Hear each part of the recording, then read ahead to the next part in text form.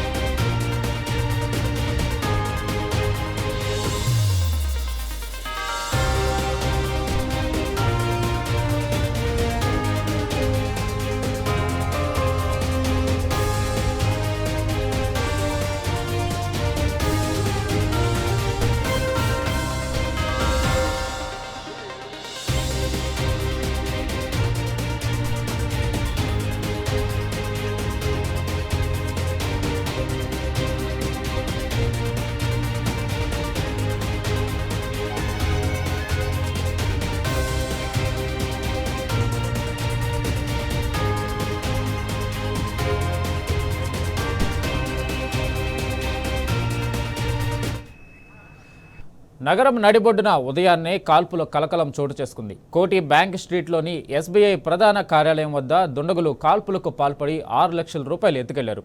ఇక దీనిపై పూర్తి సమాచారం మా ప్రతినిధి రంజిత్ అందిస్తారు. రంజిత్, చెప్పండి, ఘటన ఎలా జరిగింది? దానికి సంబంధించి పోలీసులు ప్రాథమిక సమాచారంగా ఏం చెప్తున్నారు?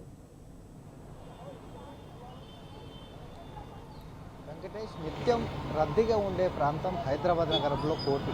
ఈ కోటి ప్రాంతంలో ఒకవైపు హాస్పిటల్స్ కావచ్చు, దాంతోపాటుగా నియర్గా ఉన్నటువంటి బస్ స్టేషన్ కావచ్చు, దాంతోపాటు కాచిగూటం సంబంధించినటువంటి రైల్వే స్టేషన్, ఇలాంటి ప్రధానమైన ఏరియాలు ఉండడం వల్ల దాంతోపాటుకు వచ్చేసి హైదరాబాద్కు వచ్చే వాళ్ళందరూ కూడా ఇక్కడ షాపింగ్ కావచ్చు, వాటన్నిటికి సంబంధించినది కూడా రద్దీగా ఉంటుంది. ప్రతిరోజు తెల్లవారు నుంచి కూడా రాత్రి 11 గంటల వరకు రద్దీగా ఉండే ఈ ప్రధాన ఏరియా ఏదైతే ఉందో ఇది కోటి ప్రధానంగా ఎస్బీఐ ప్రధాన కార్యాలయం ఏదైతే ఉందో కార్యాలయం దగ్గర ఉదయం 6 గంటల 50 నిమిషాల నుంచి 7 గంటల ప్రాంతంలో రిన్షద్ అనే వ్యక్తి డిపాజిట్ చేయడానికి వచ్చి ఏటీఎంలో డిపాజిట్ చేయడానికి 6 లక్షల రూపాయలు తీసుకొని వస్తే అతన్ని గమనించినటువంటి దుండగులు బైక్ మీద వచ్చేసి వాళ్ళ బైక్ పక్కన పెట్టేసి అతని కోసం ఒక 5-6 నిమిషాలు వెయిట్ చేసిన తర్వాత అతను వెళ్ళి డిపాజిట్ చేసే క్రమంలో అతనిపైన దాడికి పాల్పడి అతని దగ్గర నుంచి బ్యాగ్ లాక్కున్న పరిస్థితి అనేది కనపడుతుంది. ముఖ్యంగా చూసుకున్నట్లయితే డిపాజిట్ చేసే సమయంలో లోపలికి వెళ్ళినటువంటి ఎవరైతే దుండగులు ఉన్నారో వాళ్ళు అతని నుంచి బ్యాగ్ లాక్కొని బయటకు వచ్చే సమయంలో అతనితో పాటుకు వచ్చేసి గొడవ అంటే వాళ్ళతో పాటుగా వాగ్వాదం చేసి అతని నుంచి డబ్బులు లాక్కునే ప్రయత్నం చేశాడు రిన్షద్ అనే వ్యక్తి. అతను తప్పని క్రమంలో అతని పైన కాల్పులు చేసిన సమయంలో అతని కాలుకు బలం ఒక ఏదైతే బుల్లెట్ ఉందో బుల్లెట్ తగలడంతో పాటుగా మరొక బుల్లెట్ కావచ్చు అది బయట వచ్చేసి ఆ తృటి తప్పిపోయిన పరిస్థితి కనబడుతుంది. ముఖ్యంగా చూసుకున్నట్లయితే రిన్షద్ అనే వ్యక్తి బట్టల వ్యాపారం చేస్తూ కూడా నివాసం చేస్తున్నట్టు. ముఖ్యంగా చూసుకున్నట్లయితే ప్రస్తుతం మనం చూసుకున్నటువంటి ఏదైతే ఘటన ఉందో ఈ ఘటనకు సంబంధించినటువంటి ఈ బ్లడ్ కావచ్చు దాని అన్నిటి కూడా ఇప్పటికే దీనికి సంబంధించినటువంటి పోలీసులు క్లూస్ టీం ద్వారా కూడా ఇవన్నీ కూడా పర్యవేక్షిస్తూ దానికి సంబంధించిన ఆధారాలను సేకరించే పనిలో ఉన్నారు. ముఖ్యంగా చూసుకున్నట్లయితే ఏదైతే ఆ లోపల వచ్చిన లెఫ్ట్ సైడ్ ఏదైతే ఉందో లెఫ్ట్ సైడ్ నుంచి వాళ్ళు లోపలికి వచ్చేసి అక్కడ వెహికల్ ప్రవేశించిన తర్వాత ఆ లోపలికి వచ్చేసి బండి పార్కింగ్ చేసి ఆ లోపల దగ్గరికి వెళ్ళి అతన్ని అబ్జర్వ్ చేసినటువంటి వ్యక్తులు ఎవరైతే ఉన్నారో వాళ్ళందరూ ఆ లోపలికి వెళ్ళిన డబ్బులు తీసుకుని వచ్చే సమయంలో అతనికి రిన్షద్ అనే వ్యక్తి ఆ డబ్బులు ఇవ్వడానికి అంటే ఫైట్ చేస్తూ అతని పైన చేసినప్పటికీ అతని దగ్గర నుంచి తీసుకొని తప్పని క్రమంలో అతని పైన షూట్ చేసి అక్కడ నుంచి నిందితులు పారిపోయారు. ఇక్కడ నుంచి కూడా ఇప్పటికే పోలీసులు ఘటనా స్థలానికి చేరుకున్నటువంటి పోలీసులు ఆ స్థానికంగా ఉన్నటువంటి ఏదైతే రిన్షద్ కావడంతో స్థానికంగా ఉన్నటువంటి యశోద హాస్పిటల్కు తరలించారు. అతనికి ఎలాంటి ప్రాణాపాయం లేదు. దాంతో పాటుగా ముఖ్యంగా చూసుకున్నట్లయితే ప్రాణాపాయం లేదని చెప్పారు. అటు నుంచి కూడా కోటిలోని ఉస్మానియా హాస్పిటల్కు తీసుకొచ్చి కూడా ట్రీట్మెంట్లో ఉన్నట్టుగా కూడా డీసీపీ శిల్పవల్లి చెప్తారు. చేరుకున్నటువంటి డీసీపీ శిల్పవల్లి కావచ్చు, దాంతోపాటుగా క్రైమ్స్ డీసీపీ ఘటనా స్థలానికి చేసుకుని దాంతోపాటుగా క్లూస్ టీమ్ వచ్చేసి ఆ క్లూస్ టీమ్ వాళ్ళందరూ కూడా దాన్ని పర్యవేక్షించే పనిలో ఉన్నారు. ముఖ్యంగా చూసుకున్నట్లయితే ఏదైతే ఇక్కడ ప్రధానంగా రద్దీగా ఉండేటువంటి ప్రాంతం ఏదైతే ఉందో ఈ ప్రాంతంలో గతంలో చూసుకున్నట్లయితే ఇదే సంఘటనకు సంబంధించినటువంటి డీసీపీ కృష్ణ చైతన్య పైన కూడా కాల్పుల కలకలం జరిగింది. అతను నడి బొడ్డున జరిగేటువంటి ఏదైతే ఈ కాల్పుల కలకలం ఉందో దీనిపైన వచ్చేసి అసలు ఈ యొక్క గన్ అనేది ఎక్కడి నుంచి లభ్యమవుతుంది, ఈ హైదరాబాద్ నగరంలో ఈ గన్ కల్చర్ అనేది హైదరాబాద్ నగరంలో ఈ కాంగ్రెస్ ప్రభుత్వం వచ్చిన తర్వాత దాదాపు కూడా ఎక్కువైంది. ఎందుకంటే దాదాపు వృద్ధుల దగ్గరికి వెళ్ళి కావచ్చు, దాంతోపాటుగా ఏదైతే బంగారం ఆభరణాలు ఉన్నాయో దాంతో దొంగతనానికి పాల్పడే వాళ్ళు వచ్చేసి మరణాయుధాలలో ప్రధానంగా వాడేది ఈ గన్ కల్చర్ అనేది కూడా హైదరాబాద్ నగరాన్ని భయభ్రాంతులకు గురి చేస్తుంది. పోలీసులని చూడట్లేరు. దాంతో పాటుగా ఏదైతే గతంలో చూసుకున్నట్లయితే బీదర్ నుంచి కూడా డ్రగ్స్ తీసుకొస్తున్నటువంటి వ్యక్తి హైదరాబాద్ నగరంలో నడిబొడ్డిల నాంపల్లి ప్రాంతంలో కూడా బస్ దిగిన తర్వాత అతను పట్టుకునే క్రమంలో గన్తో ఫైట్ చేసి కూడా తప్పించుకున్న పరిస్థితి కనబడుతుంది. ఇవన్నీ జరుగుతుంటే ముఖ్యంగా వచ్చేసి పోలీస్ శాఖలో వచ్చేసి ఖచ్చితంగా వైఫల్యాల వలన ఇలాంటి ప్రమాదాలు జరుగుతున్నాయి. దానివల్ల కూడా ప్రజలకు ఒక రక్షణ లేకుండా పోతుందని కూడా చెప్పిన పరిస్థితి కనబడుతుంది. దీనిపైన కూడా ఇప్పటికే డీసీపీ శిల్పవల్లి దానికి సంబంధించినటువంటి 5 బృందాలను ఏర్పాటు చేసి 5 బృందాలుగా వచ్చేసి దానికి సంబంధించినటువంటి నిందితులు ఎవరైతే ఉన్నారో వాళ్ళపైన కూడా గాలింపు చర్యలు పాల్పడుతున్నారు. దాంతో ప్రధానంగా చూసుకున్నట్లయితే ఏదైతే ఈ సంఘటన జరిగిందో ఉదయం వాకింగ్ చేసే సమయంలో దానికి సంబంధించిన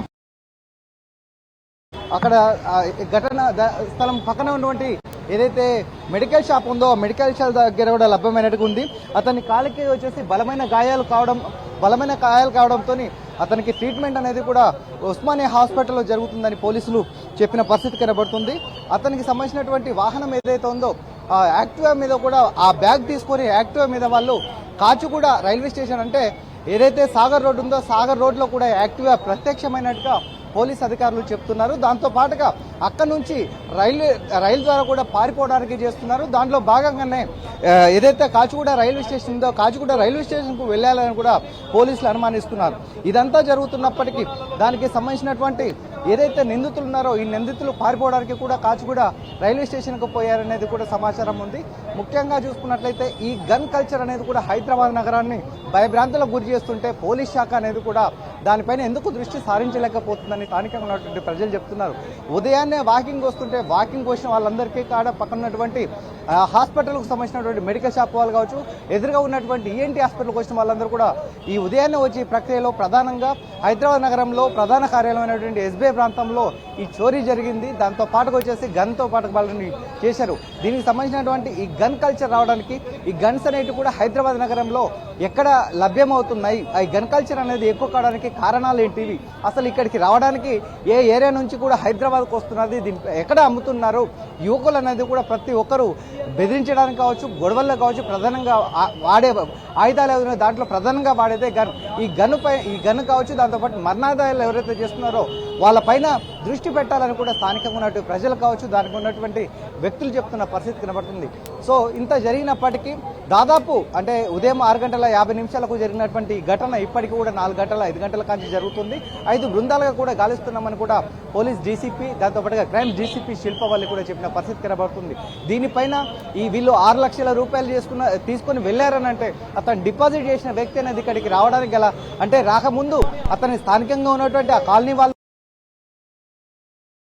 లేదంటే ప్రతిరోజు వచ్చేసి ఈ విధంగా చేయడానికి అంటే పిక్ ప్యాకెట్ లాగా వచ్చేసి వీళ్ళందరినీ చేసినప్పుడు అంటే గతంలో వచ్చేసి ఇదే ఏరియాలో రద్దీగా ఉండే ప్రాంతంలో వచ్చేసి ఈ దొంగతనానికి పాల్పడే వ్యక్తులు అనేది కూడా పోలీసులు అనుమానిస్తున్న పరిస్థితి కనబడుతుంది. ఏది ఏమైనప్పటికీ కూడా దానికి సంబంధించినటువంటి వాహనాన్ని వేసుకొని కాచిగూడ రైల్వే స్టేషన్ వెళ్ళే వ్యక్తుల దర్యాప్తుని కూడా చేయడానికి గాలింపు చర్యలు అనేవి కూడా ముమ్మరం చేస్తున్నారు. ఇప్పటికే ఘటనా స్థలంలో ఉన్నటువంటి 2 బుల్లెట్లను స్వాధీనం చేసుకున్నారు. సుల్తాన్ బజార్కు సంబంధించినటువంటి గాలింపు చర్యలు కూడా వేగవంతం చేస్తాం. ఏది ఏమైనప్పటికీ దుండగులను పట్టుకుంటామని కూడా పోలీసులు చెప్పిన పరిస్థితి కనబడుతుంది. Venkatesh. Right Ranjit, thank you.